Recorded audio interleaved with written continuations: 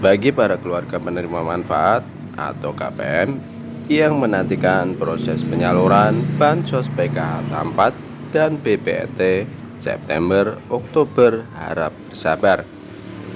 Meski telah memasuki periode salur untuk Bansos PKH tahap keempat dan BPNT September Oktober, namun hingga saat ini terpantau masih belum ada perubahan periode salur dari Juli, Agustus ke September, Oktober tahun 2023. Itu artinya Bansos PKH tahap keempat dan BPNT September masih belum dimulai tahapan penyalurannya di Kementerian Sosial atau Kemensos RI.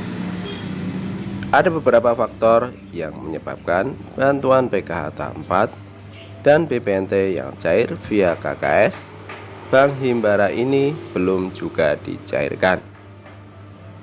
Padahal saat ini sudah memasuki minggu ketiga bulan Oktober tahun 2023. Salah satu faktornya adalah hingga saat ini Kementerian Sosial bersama lembaga bayar masih belum merampungkan proses pencairan PKH dan BPNT tahap sebelumnya, baik yang cair lewat KKS maupun lewat PT Pos Indonesia. Saat ini proses penyaluran PKH dan BPNT tahap sebelumnya baru tersalur 92%, sehingga penyaluran bantuan baru dapat dilakukan jika semua proses di tahap sebelumnya sudah rampung 100%.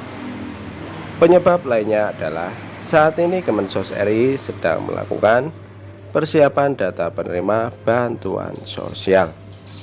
Seperti diketahui, bantuan sosial ini menyasar lebih dari 20 juta keluarga miskin dan rentan miskin.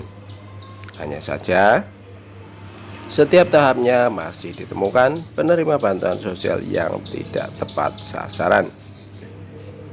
Oleh karena itu, pemerintah semakin selektif untuk mencairkan bantuan sosial PKH maupun BPNT agar dapat tersalur tepat sasaran. Untuk memastikan bantuan dapat tersalurkan kepada yang berhak menerimanya, Kemensos melakukan 9 hal ini. Simak videonya sampai selesai, jangan di-skip, supaya kalian semua tidak gagal paham dalam menyerap semua informasinya.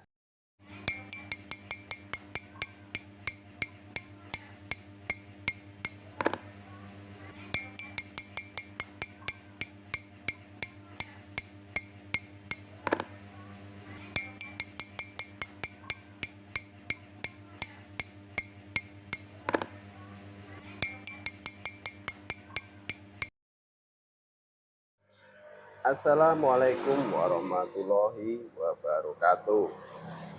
Salam sejahtera untuk kita semua. Gimana kabar kalian? Semoga kalian semua selalu diberi kesehatan, dilancarkan rezekinya, dimudahkan segala urusannya. Amin amin ya robbal alamin. Jumpa lagi dengan saya di channel YouTube 1130, channel yang akan mengulas tentang berita-berita bansos dan pencairan bansos serta berita terbaru dari pemerintah. Sebelum pembahasan lebih lanjut, mari kita bergabung dengan cara subscribe, like, komen, dan jangan lupa di-share, lalu nyalakan lonceng notifikasinya supaya kalian semua tidak ketinggalan berita. Kali ini kita akan berbagi informasi penting terbaru. Bagi para keluarga penerima manfaat atau KPM yang menantikan proses penyaluran Bansos PKH tahap 4 dan BPNT September Oktober, harap bersabar.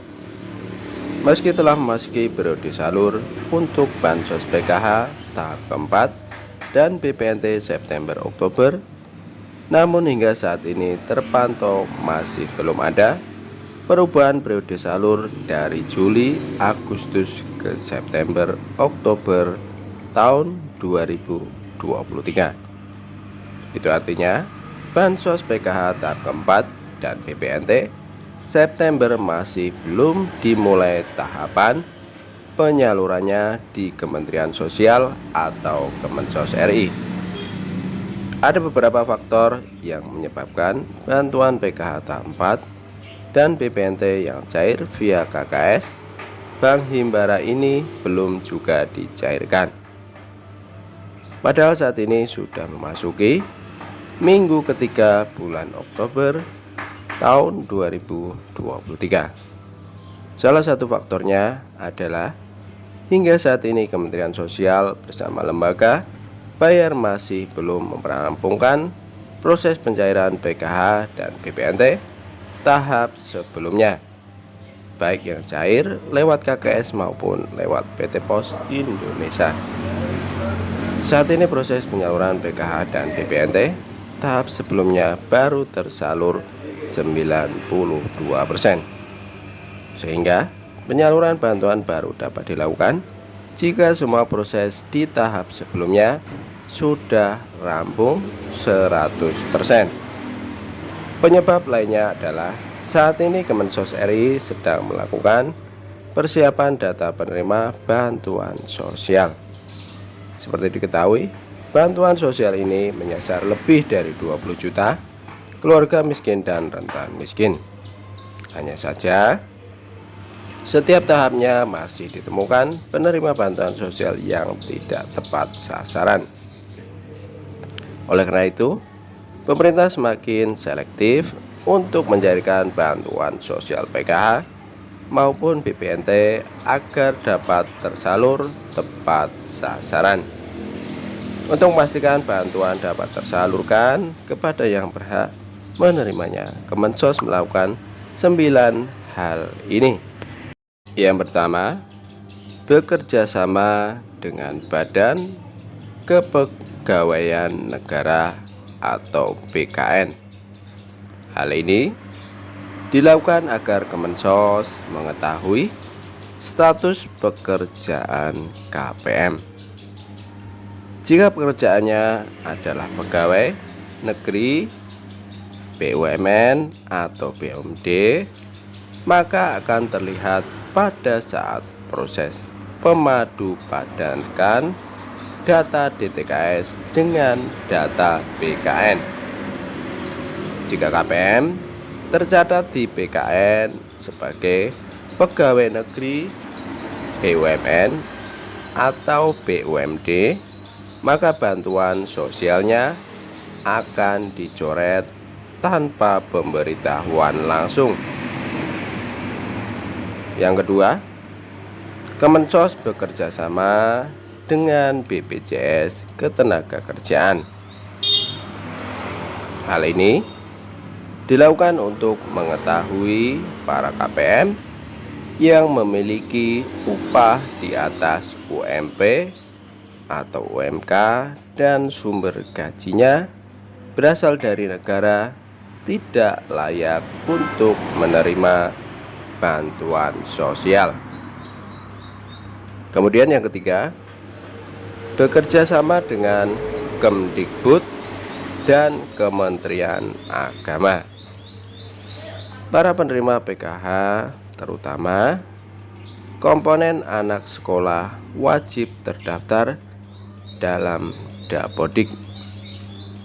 Apabila ada anak keluarga KPM namun namanya tidak masuk Dapodik, bantuannya tidak bisa dicairkan. Jadi pastikan anak Anda sudah terdaftar di Dapodik jika ingin menerima PKH dan BPNT. Yang keempat, bekerja sama dengan Kementerian Kesehatan. Penerima PKH dan BPNT juga memiliki KIS PBI, yaitu jaminan kesehatan yang disubsidi oleh negara. Apabila kartu KIS PBI-nya tidak aktif, maka akan terimbas pada penyaluran PKH dan BPNT. 6. Bekerja sama dengan Dukcapil Kemendagri. DTKS harus padan dengan Dukcapil seperti KPM yang harus memiliki NIK yang aktif dan data yang valid. Ketujuh, mencocokkan hasil foto geotagging oleh PT Pos Indonesia untuk mengetahui keberadaan KPM, mengetahui kondisi rumahnya. Jika kondisi rumahnya sangat layak, ini menjadi alasan Kemensos menonaktifkan bantuan yang diterima. Yang kedelapan, bekerja sama dengan KPK jika ada penyelewengan bantuan sosial. Kesembilan, memadupadankan data perbankan. Apabila pada data perbankan diketahui KPM memiliki KUR dengan nominal di atas 50 juta, bantuan sosialnya akan dicoret oleh Kemensos. Itulah langkah-langkah yang dilakukan oleh pemerintah agar bantuan bisa tersalurkan tepat sasaran.